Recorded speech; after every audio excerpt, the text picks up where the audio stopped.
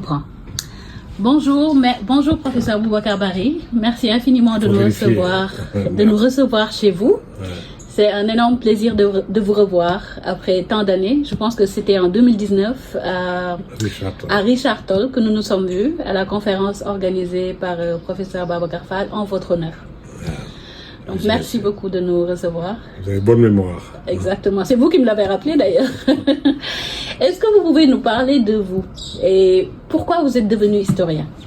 Je disais que j'ai été influencé par le milieu familial parce que je suis né dans une famille royale du Fouta Djallon, descendant des Almami, de Karamoko Alpha qui a fait la révolution en 1725 pour établir le royaume théocratique du Fouta Djallon.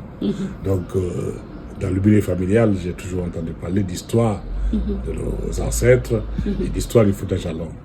Et je dois dire que j'ai été particulièrement marqué, et comme tous les gens de ma génération, par l'obtention de l'indépendance de la Guinée en 1958, au moment où on était encore très jeune, on était au lycée, et où, comment dirais-je, la prise en charge de cet événement a été faite par les meilleurs historiens du continent africain à l'époque, les Joseph Kizerbo, Jean-Suré Canal, Nyan Yebril Tamsir, qui, dans le cadre de la construction nationale,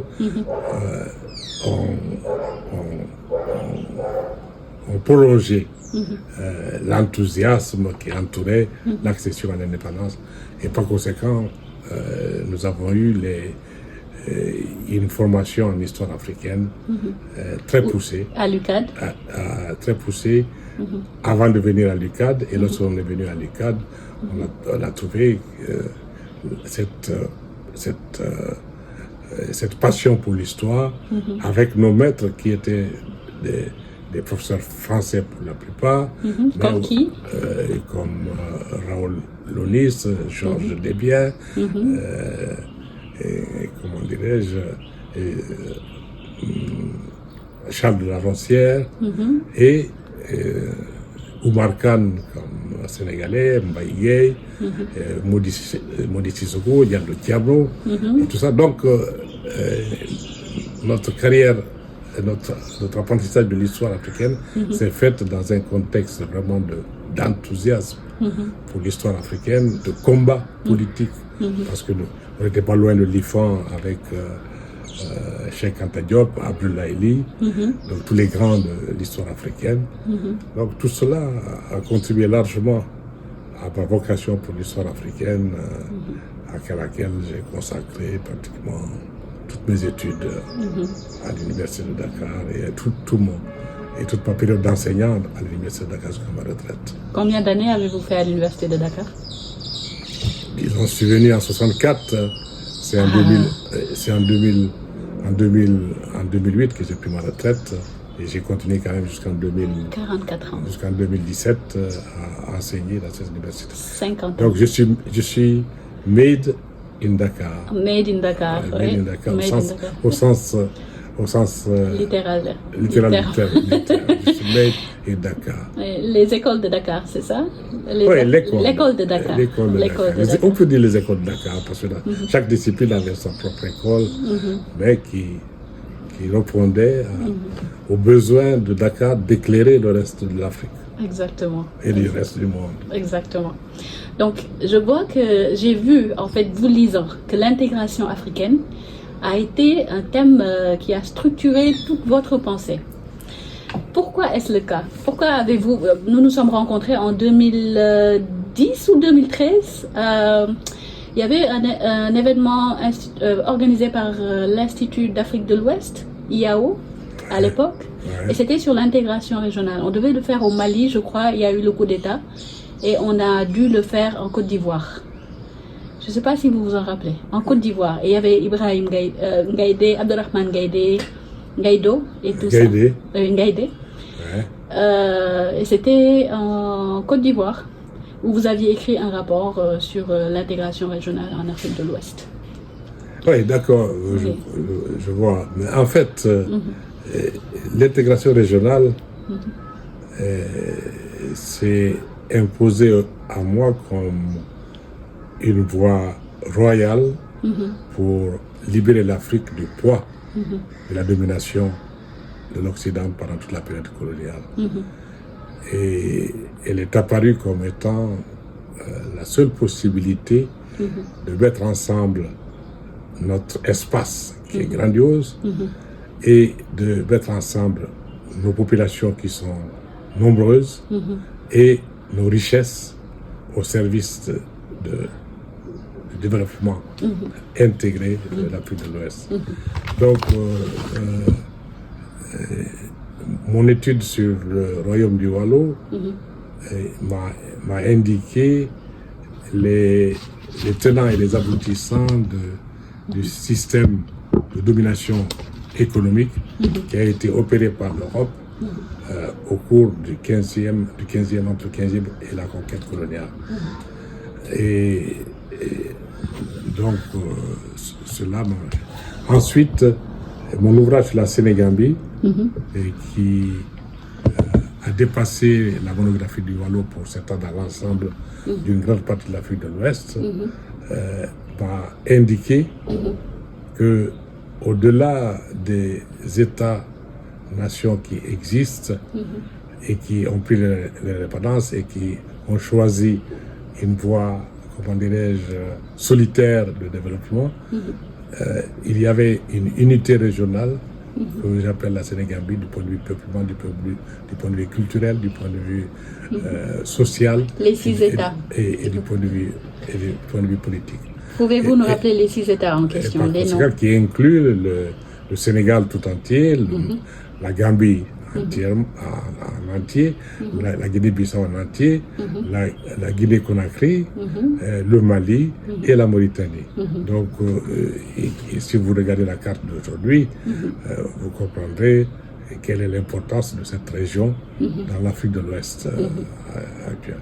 Donc, c'est tout ça qui m'a poussé à m'intéresser à l'intégration régionale comme thème de recherche historique pour donner les fondements aux politiques de l'importance de cette région et de ses ramifications à la fois sur le plan humain et sur le plan géographique.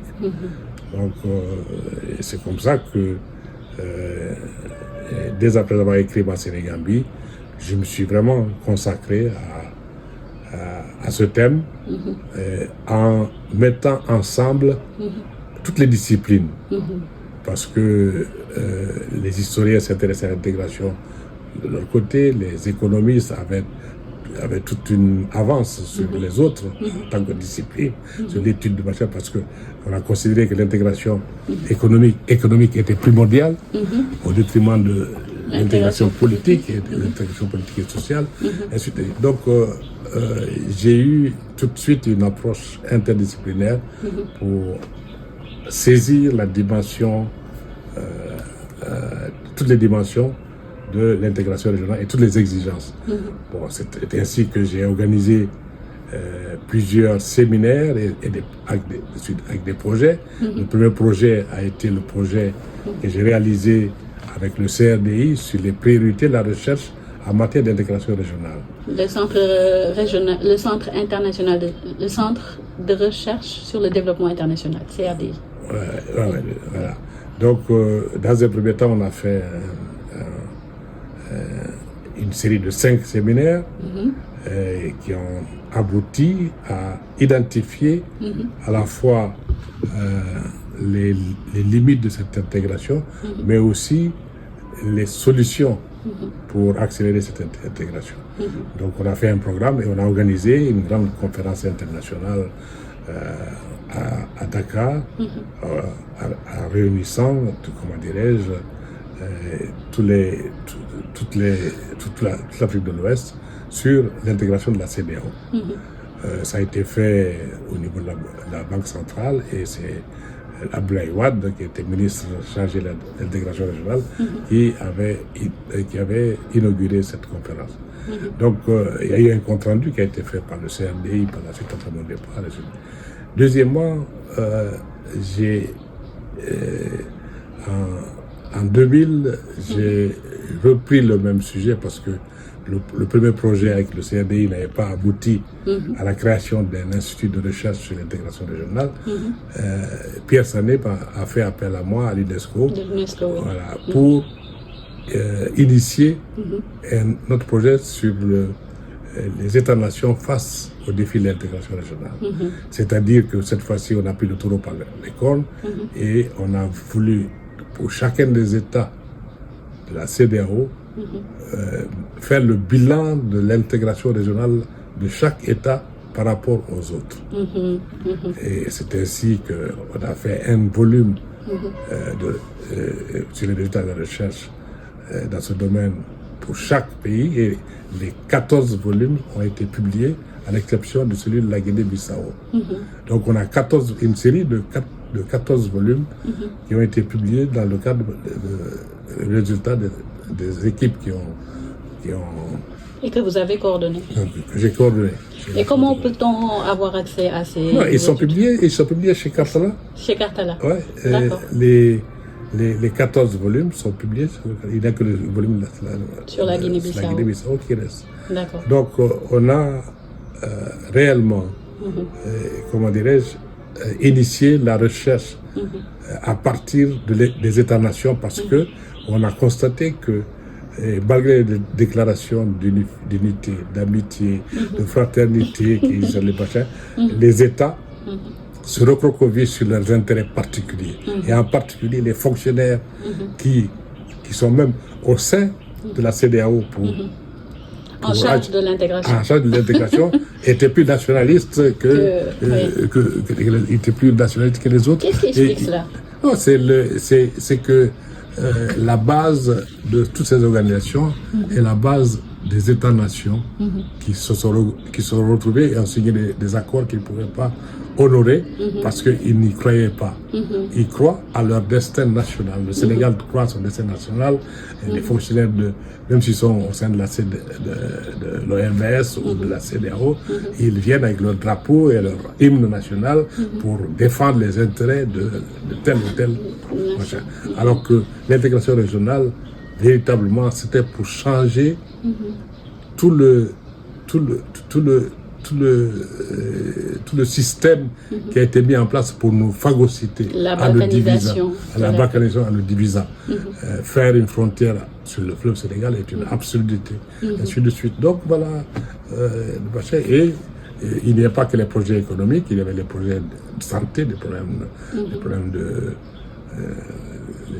santé, les problèmes d'éducation, les problèmes politiques, les problèmes de mouvement de population, l'immigration interne qu'il fallait organiser, qu'il fallait aussi assurer la solidarité des différentes régions en fonction de leur potentialité. Donc il n'y avait pas cette vision. Donc c'est ça que le projet portait. Et nous avons été très loin cette fois-ci, grâce à l'UNESCO, à créer le centre de recherche sur l'intégration régionale à Praia, qui était IAO, qui devrait continuer la recherche que nous avions commencée dans le cadre des États-nations. Avec le professeur John Igwe. Avec John Igwe. Malheureusement, disons, l'équipe qui a été mise en place à Praia a bureaucratisé le projet et a accentuer la soumission à la CEDEAO en tant qu'organisme, alors que c'était un organisme indépendant qui était devait faire en mesure de dire aux États stop, voilà la direction qu'il faut prendre dans tel ou tel domaine. C'était une sorte de think tank capable de se projeter sur l'avenir. Et nous les initiateurs, nous avons été carrément écartés de la réalisation de ce projet, et je ne sais même pas que ça devient. Il paraît que le centre est toujours là, mais bon, on ne reçoit plus aucune information. On était membre du conseil d'administration et c'est devenu un projet national. Et je pense que Brito, qui était ministre des Affaires étrangères, qui était représentant du gouvernement Cap-Verdien a eu une position très bureaucratique de ce projet. Voilà, donc, mais le problème reste, c'était pas fini. J'ai mon aventure avec l'intégration régionale et en 2000, je crois, j'ai été nommé président du comité scientifique sur le grand colloque qui a eu lieu sur l'Union africaine, une réflexion globale de machin. On a réuni toute l'Afrique pratiquement a été représentée à Dakar. C'était en quelle année? En 2000. En 2000 et quelques jours. Ouais, en 2000, ouais. Et c'est Abdoulaye Wade qui a inauguré le colloque. C'était avec l'impulsion de l'ancien ministre des Affaires étrangères, Gadio, qui avait obtenu ses fonds. Et on a fait un grand séminaire et tout. Et les manuscrits sont encore là, ils ne sont pas publiés. Parce que juste après, Gadio a été dégommé du gouvernement. Et le projet est tombé à l'eau. J'ai encore les machins. Et malheureusement, il y a 3 volumes qui sont là. Et comment dirais-je, certains collègues comme Hierosal,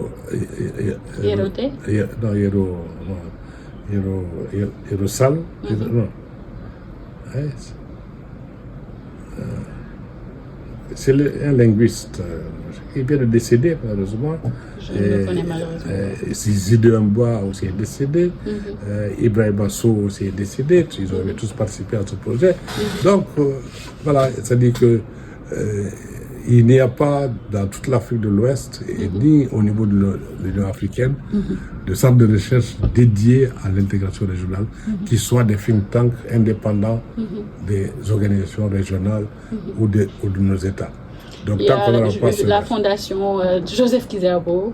Qui fait ces machins, mais toutes ces fondations, vous savez, n'ont pas les moyens. C'est comme la fondation Mortambo, il y a un nom qui est célèbre là, mais c'est en dehors de la célébrité du nom qui a été donné à cette fondation. Ils n'ont pas les moyens parce qu'il n'y a pas de mécène en Afrique qui donne de l'argent à la recherche en tant que telle. Donc voilà, et même moi, vous êtes là dans cette bibliothèque où j'avais créé sur le papier, comment dirais-je, IRIS, Institut de recherche pour l'intégration de la Sénégal. D'accord. Je pensais le faire. C'était en quelle année? Non, c'était dans les années 90.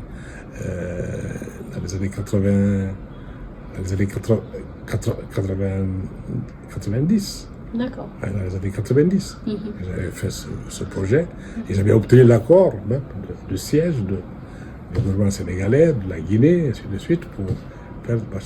Je voulais faire un institut dans chacun des pays pour pouvoir, comment dirais-je, distiller la recherche de façon régionale et trouver des solutions globales. Bon, mais ça reste un rêve. Et donc vous dites que cela dépend surtout de la volonté politique des gouvernements. Le mot volonté politique, cette machin, il a été trop utilisé. De la vision politique. Il faut une vision politique. Il faut une vision, oui. À mon avis, il faut une vision politique. Et pourtant, Abdoulaye Wade avait été présenté comme le chantre avec son plan Oméga, c'est ça? Oui. Qui a, avec le plan MAP de Mbeki, donné le NEPAD, qui avait été présenté donc comme un fervent partisan de l'intégration africaine, de l'union des peuples. Oui, non, ils ont beaucoup donné d'impulsion et tout ça. Wade a supporté en partie nos recherches et en tant que leader, ils n'ont pas fait assez pour matérialiser des institutions de recherche indépendantes. C'est ça le problème. Et toutes les le NEPAD et le machin qu'ils ont créé, ils ont mis en place, ils ont recruté sur place des hommes politiques à eux, qui appartiennent à leur camp politique, et ils n'ont pas pensé à publier, tu vois, à en faire une compétition qui soit claire et nette. Donc, tous ceux qui ont été choisis pour diriger ces institutions se sont sentis redevables des chefs d'État qui les ont nommés là. Ouais. Donc, il n'y avait pas une certaine indépendance académique. C'est ça. Alors, nous venons d'évoquer l'intégration régionale. Qu'en est-il de votre recherche sur le Waalo, avec l'ouvrage dont Samir Amin a écrit la préface? Pouvez-vous nous en parler? Pourquoi êtes-vous d'abord passé du Waalo à la Sénégambie ou de la Sénégambie vers le Waalo? C'est le Waalo qui a commencé. C'est le Waalo qui a commencé. Le Waalo, c'est pas comment vous dire. Le Waalo, c'est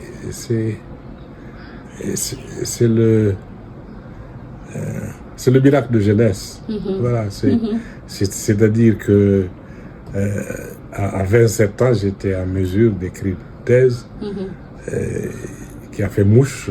À 27 ans, imaginez. Parce que elle avait suscité beaucoup d'intérêt auprès de, non seulement des historiens, mais des économistes, parce que Samir Amin, qui m'a écrit personnellement, lorsqu'il a lu ma thèse, pour me demander d'écrire la préface. Ça veut dire que je suis tombé sur une mine d'or pour lui faire l'histoire du Waalo. Pourquoi le Waalo d'abord? Pourquoi? Non, le Waalo, parce que tout simplement, lorsque j'ai terminé ma licence et que je devais faire un certificat de maîtrise, je voulais travailler sur le Fouta Djallon au départ. Mais je ne pouvais pas aller au Fouta Djallon à l'époque exilé du Guinée pour faire mes recherches. Je me suis rabattu sur le sujet que Madame, comment elle s'appelle encore, Denise Bush, qui était mon directeur de mémoire, m'a donné sur le royaume de Waalo. Et qui était connu plus ou moins dans l'historiographie coloniale à cause de sa position dans l'embouchure du traité de Guéo et des projets agricoles qui ont suivi ce projet. Donc j'ai accepté comme ça, sans savoir sur quoi je tombais. Et c'est au fur et à mesure que j'ai eu la chance d'avoir une très grande documentation écrite, parce que la colonie agricole a amené les Français à écrire régulièrement sur l'histoire du Waalo. Donc j'ai fait ce travail de maîtrise avec beaucoup de facilité. Et comme il y avait aussi beaucoup de traditions orales qui avaient été publiées, Hiro Diao, Amadou Wade, et tout ça, donc je m'en suis sorti très facilement. Et j'ai continué ce sujet pour reprendre plus loin dans le passé, avant la conquête, vers le XVe siècle. Et j'ai couvert une partie de la période précoloniale du Waalo et qui a donné la thèse et le livre que vous connaissez et qui a été traduit maintenant en anglais, en français, non, en anglais, en anglais et en portugais, en espagnol, et voilà, et a été publié à 2 reprises en français. Donc, mais il faut dire que la préface de Samir Amin a beaucoup aidé à rendre cet ouvrage ce qu'il est devenu, une sorte de référence, parce que moi j'ai fait une monographie très simple, sans comprendre tous les enjeux, et c'est Samir Amin qui a mis en évidence toutes les ramifications de la relation entre le centre et la périphérie. Oui. Et aussi, double chance, comment dirais-je, Abdoulaye, en rééditant l'histoire du Sénégal, a amplifié la réflexion dans ce domaine en mettant l'accent sur la connexion des continents, en mettant l'accent sur l'importance du commerce atlantique et sur les sociétés africaines. Et je pense que la postface d'Abdoulaye a beaucoup rendu de service sur le plan théorique à la recherche sur les origines historiques de l'indépendance en Afrique. Et c'est pour ça que le Wallou, je pense, a une longue vie. Le Wallou a 50 ans maintenant, parce que c'est en 72 qu'il a été publié. Donc le Wallou a une grande longévité. Longévité.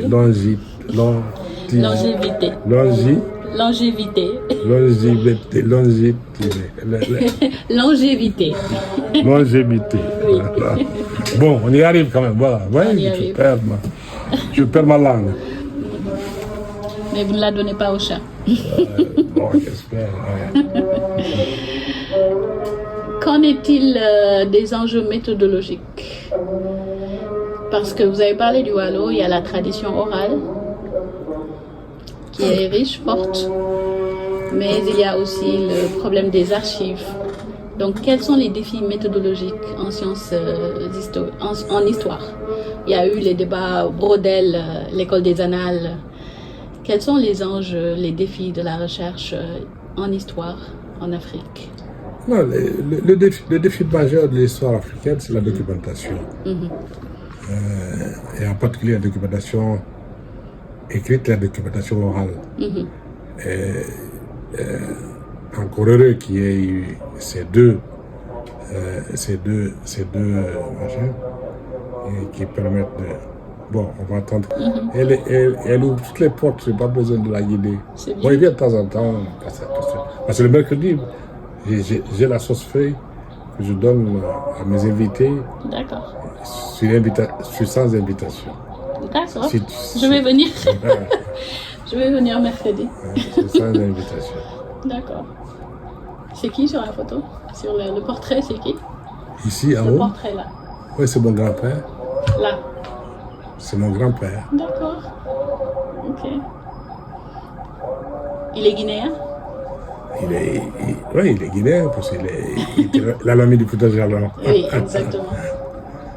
Il n'est pas sénégalais, mais il est sénégambien. D'accord. Parce qu'il est à la source du fleuve Sénégal et du fleuve Gambie. Alors, tu vois. Ah bon, oui.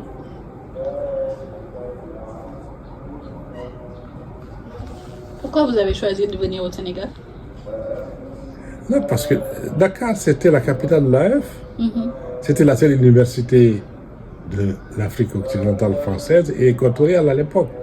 Donc, Dakar, pour nous, ça fait partie de notre patrimoine. Et lorsqu'on a voulu fuir la Guinée, bon, et la première place à venir, c'était d'abord le Sénégal. D'accord. Donc, il y en a qui ont fait escale ici, ils ont continué ailleurs. Mais moi, bon, comme un grand nombre de Guinéens, on est resté sur place parce qu'on était bien au Sénégal, on était chez nous. On avait des parents, on avait une prise en charge assez amicale et tout. Bon. Et ensuite, à l'époque, un étudiant, c'était quelqu'un.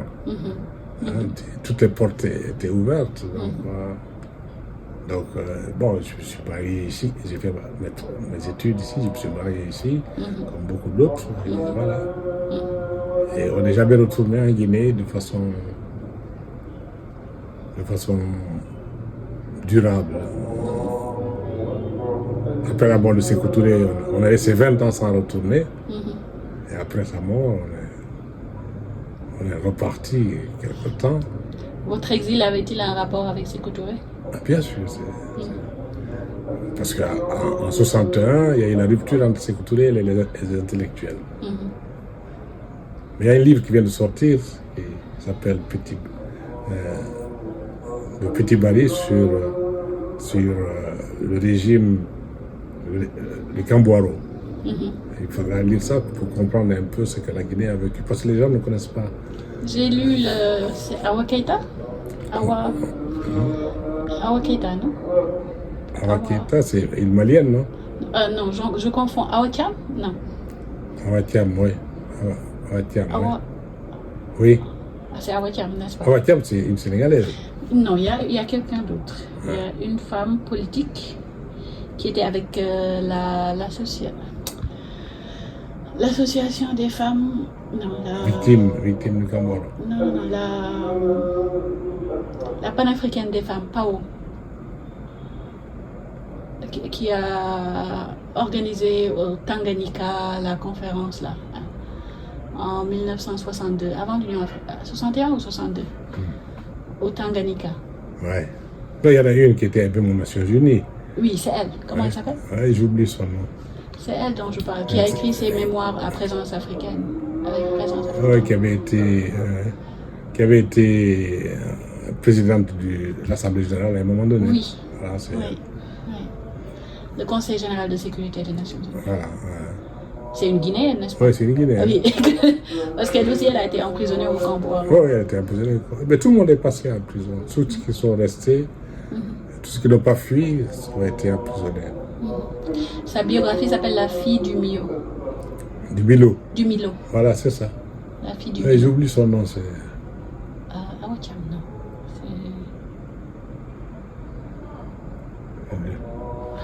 Je peux retrouver ça tout de suite.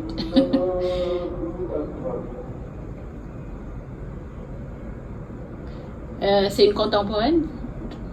Non, elle est plus âgée que nous. Elle était déjà adulte lorsque nous... Jeanne Martin Cissé. Ouais, Jeanne Martin Cissé, voilà. Jeanne Martin. Donc dans ses mémoires, elle parle un peu de cette période, de cette parenthèse. Non, elle a été martyrisée comme tout le monde.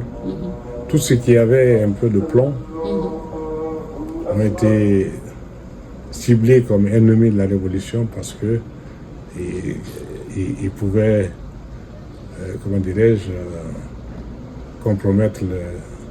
Enfin, ils pouvaient prétendre comment dire, à la place au pouvoir. Au pouvoir et tout ça. Et vous n'avez pas voulu retourner après? Ma vie était faite ici, comme on dit. Je suis devenu... J'ai passé plus de temps ici qu'en Guinée. J'ai passé 20 ans de ma vie en Guinée et 60 ans au Sénégal. Ça fait, la différence est nette. Exactement. Le poids et la balance est trop juste.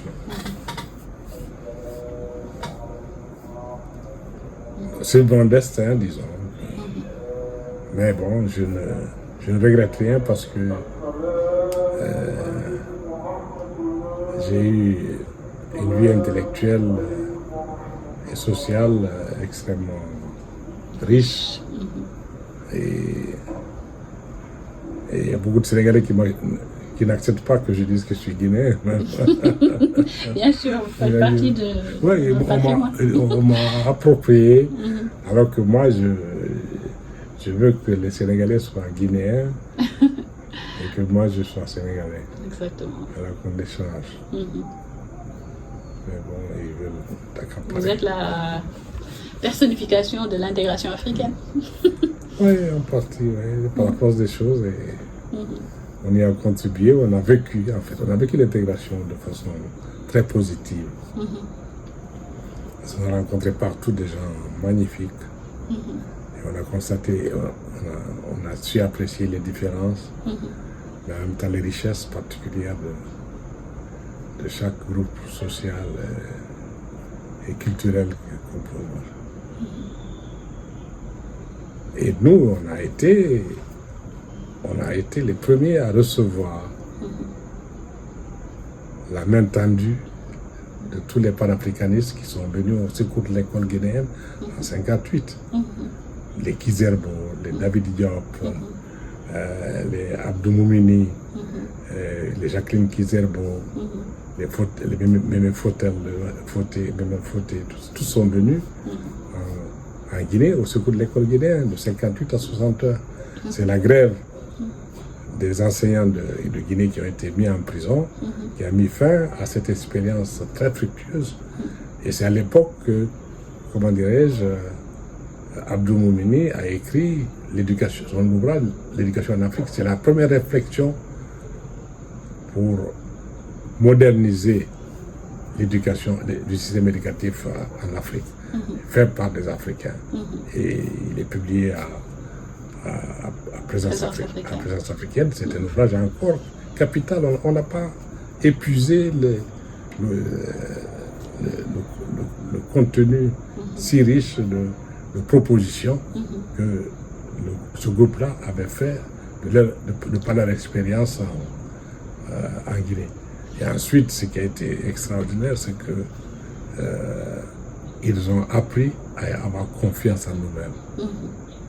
On savait qu'on pouvait être noir et agrégé de physique, on pouvait être noir et être agrégé d'histoire, ainsi de suite, et que aucune connaissance ne pouvait nous échapper si on se mettait à travailler et qu'on pas le travail. Donc, ils ont créé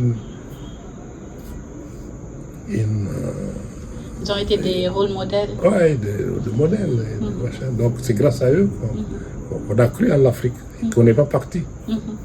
Et qu'en est-il de l'histoire générale de l'Afrique?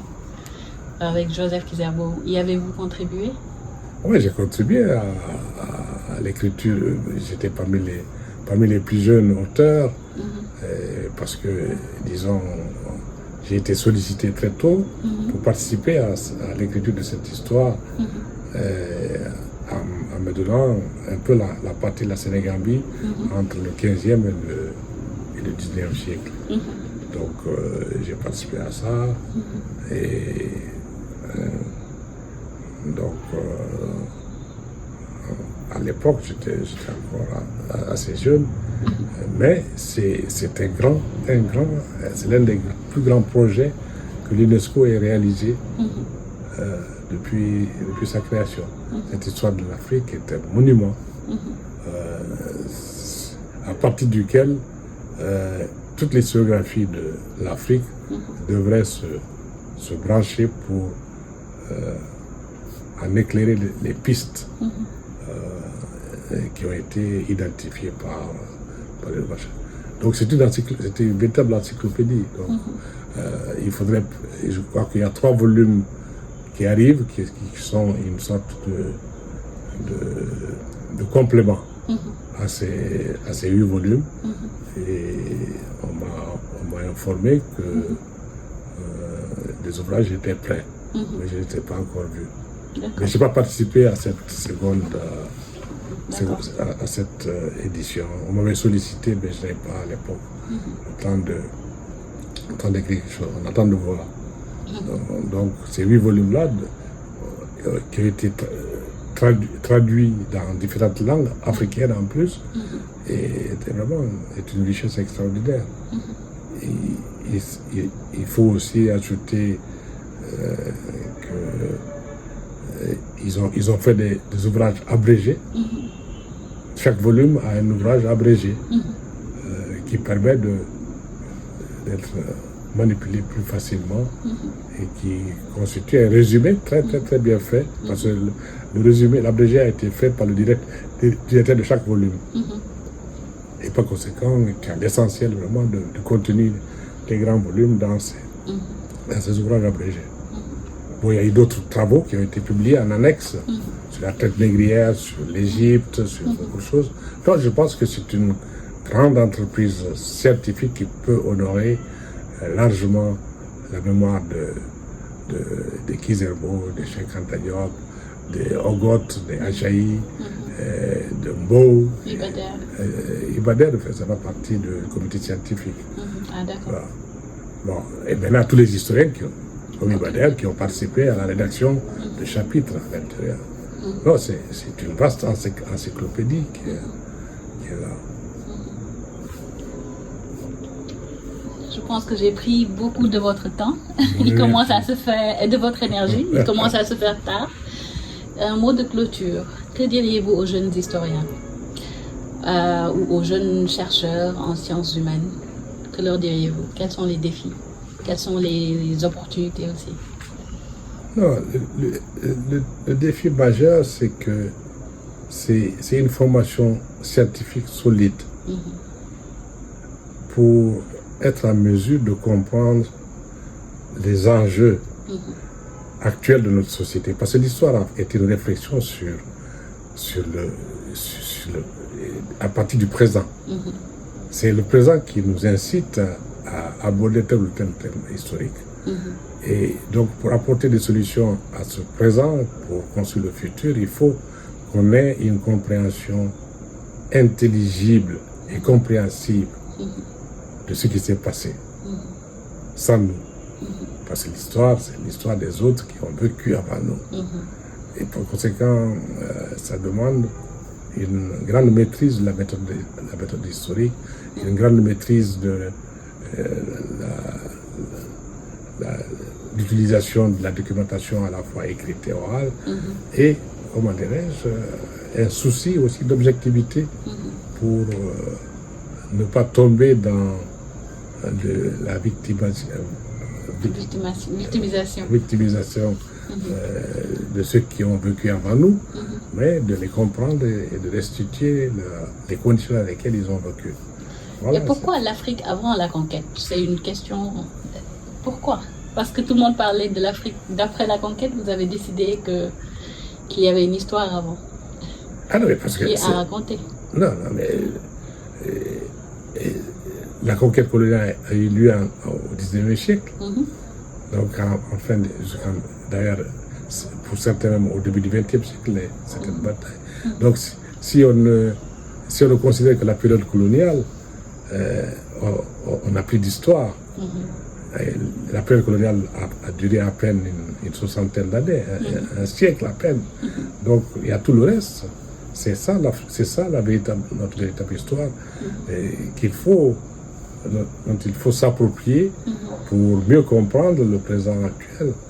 C'est ça le problème. Et d'ailleurs, comment dire, il y a une continuité entre ces trois périodes. Il ne faut pas en faire des périodes étanches parce que le XVe siècle ne représente pas la même signification pour tous les États du continent, alors que la partie atlantique a subi de plein fouet tout de suite les conséquences de la navigation portugaise sur les côtes africaines. Donc les États du Sahel étaient loin de recevoir ces influences avant plusieurs décennies. Donc voilà. Donc chaque tranche chronologique est susceptible de modification en fonction des enjeux que la région a connus à un moment donné de son histoire. Merci infiniment, professeur Boubacar Bari. C'est comme toujours un plaisir de discuter avec vous. Et on en apprend des tonnes. Merci infiniment de nous avoir reçus. Comment nous diriez-vous au revoir en... Miyehi. Oui. Miyehi. Tu ne parles pas pour là. Non, malheureusement. Miyehi. D'accord. Miyehi, prof. Mais tu n'avais pas construit quelque chose à Popenguine? Non. Hein? Popenguine. Ah, non, à Yen plutôt. Yen, hein? oui. Vous vous rappelez de ça?